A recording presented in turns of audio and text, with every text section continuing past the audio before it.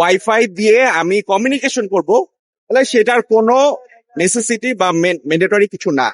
কারণ যদি আপনি দেখা গেছে হচ্ছে আমাদের হসপিটালে ডিজিটালাইজড অ্যাজ ইন আউটডোরে যে টিকিট কাটা, সেটা হচ্ছে গিয়ে শুধুমাত্র পিজি হসপিটালে অনলাইনে আউটডোরে টিকিট কাটা দেয়। এন্ড এটা এমন না যে আপনি হসপিটালে গিয়ে বসে তারপর টিকিট কাটবেন, এটা আগে থেকে আপনি বাসায় থেকে টিকিট কাটবেন।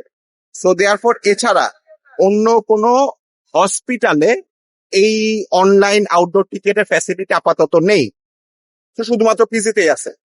সো দেয়ারফর আপনি বাইরে থেকে বা বাসা থেকেই ওয়াইফাই এর সাহায্যে বা যে কোনো নেটের থ্রুতে আপনি হচ্ছে আউটডোর টিকিট কাটতে পারছেন।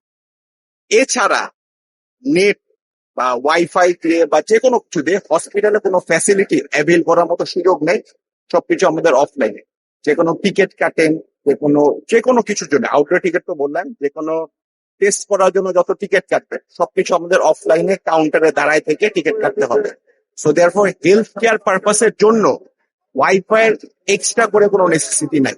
যদি আপনি বলেন কমিউনিকেশন, তাহলে সেটা শুধুমাত্র হসপিটালের ভিতরে সীমাবদ্ধ না রেখে যে কোনো জায়গাতেই আমার কমিউনিকেশনের জন্য ওয়াইফাইটা লাগবে।